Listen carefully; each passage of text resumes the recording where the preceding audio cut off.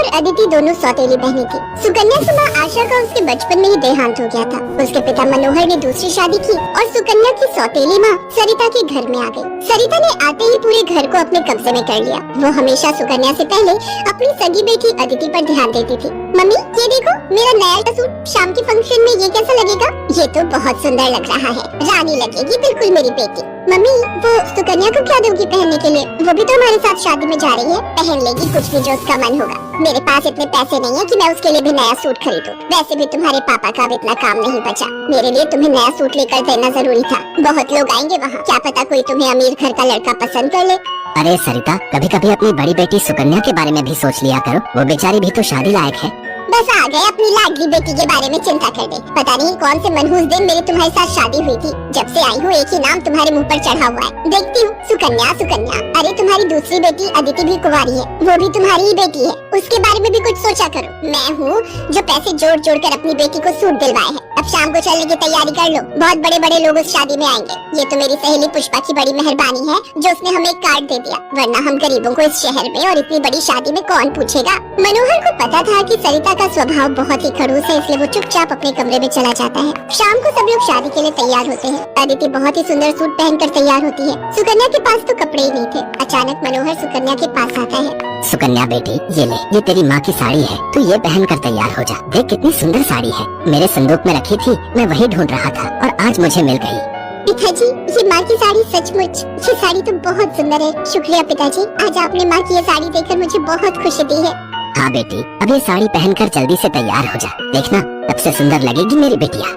सुकन्या अपनी माँ की साड़ी पहनकर तैयार हो जाती है। सब लोग शादी में पहुँचते हैं। सरिता जानबूझकर अदिति को ही आगे कर रही थी ताकि वहाँ लोग अदिति को ही देखें। तभी एक बहुत ही बड़े परिवार के लड़के आशीष की नजर सुकन्या पर पड़ती है। सुकन्या बिल्कुल अकेली खड़ी थी। वो लड़का उसके पास आया और उससे बात करने लगा। हेलो, मेरा नाम आशीष है और आपका? जी मेरा नाम सुकन्या है। अच्छा नाम है आपका। वैसे आप यहाँ अकेली क्यों खड़ी हैं? चलिए ना, वहाँ डांस फ्लोर पर सब लोग डांस कर रहे हैं। आशीष को सुकन्या से बात करता देख सरिता आशीष के पास आती है। सुकन्या बेटा, तुम्हारे पापा तुम्हें बुला रहे हैं, इनके साथ अदिति डांस कर लेगी। अब हाँ, क्यों नहीं, प्लीज। मनोहर ने तो सुकन्या को बुलाया ही नहीं था। ये सब तो सरिता की चाल थी। थोड़ी देर बाद सुकन्या फिर से खड़ी थी। अदिति आशीष के साथ डांस करने लगती है। आशीष अभी भी सुकन्या की तरफ ही देख रहा था। शायद उसे सुकन्या पसंद आने लगी थी। आशीष पूरी शादी में सुकन्या से बात करने की कोशिश करता रहा, पर बार बार सरिता अदिति को बीच में लाने लगी। पर आशीष के मन में तो कुछ और ही चल रहा था। एक दिन जब सुकन्या घर के काम कर रही थी तो अचानक मनोहर के साथ आशीष और उसके माता पिता आ जाते हैं। सरिता, जाकर जल्दी से चाय नाश्ते का इंतजाम करो। घनश्याम जी अपने बेटे आशीष का रिश्ता हमारी सुकन्या के लिए लेकर आए हैं। क्या? सुकन्या के लिए आशीष का रिश्ता? ये कैसे हो सकता है? मनोहर की बात सुनकर सरिता चौंक जाती है। सुकन्या तो घर की झाड़ पोंछ में मैले कुचैले कपड़ों में मानो ऐसी लग रही थी जैसे कीचड़ में कमल। वहीं अदिति सोफे पर आराम से बैठी थी। सब कुछ आशीष और उसके माता पिता के सामने था। सुकन्या बेटिया, जाओ जल्दी से तैयार हो जाओ। अदिति, जाओ अपनी दीदी को तैयार कर दो।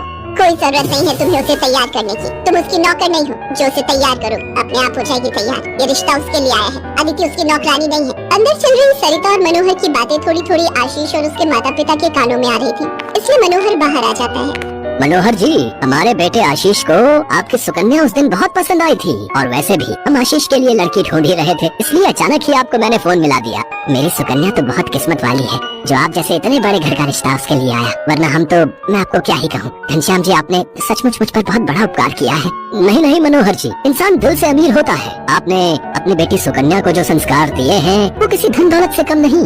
तभी सुकन्या चाय नाश्ता लेकर आ जाती है। सुकन्या का रिश्ता पक्का हो जाता है। भाई साहब, हमें आपकी सुकन्या बहुत पसंद है। हम तो जल्द से जल्द शादी करके सुकन्या को अपने घर की बहू बनाकर ले जाना चाहते हैं। बस आप शादी की तैयारियां कीजिए। आशीष के माता पिता के मुंह से ये बातें सुनकर मनोहर की खुशी का ठिकाना नहीं था। सुकन्या आज एक बहुत बड़े घर की बहू बनने जा रही थी। आशीष के माता पिता रिश्ता पक्का करके चले जाते हैं। कुछ दिनों बाद सुकन्या की शादी की तारीख निकल आती है। सरिता, मैं देख रहा हूँ जब से सुकन्या की शादी पक्की हुई है तुमने सुकन्या से बात तक करना छोड़ दिया है। ये ठीक नहीं।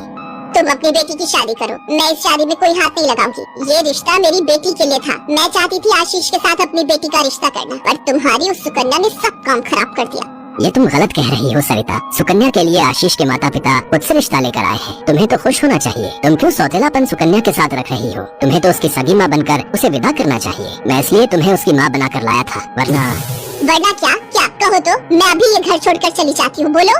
मनोहर की बात दोस्तों आगे क्या हुआ, आगे के एपिसोड जानने के लिए बने रहिए हमारे वर्ड कार्टून टीवी के साथ। जी हाँ दोस्तों, धन्यवाद।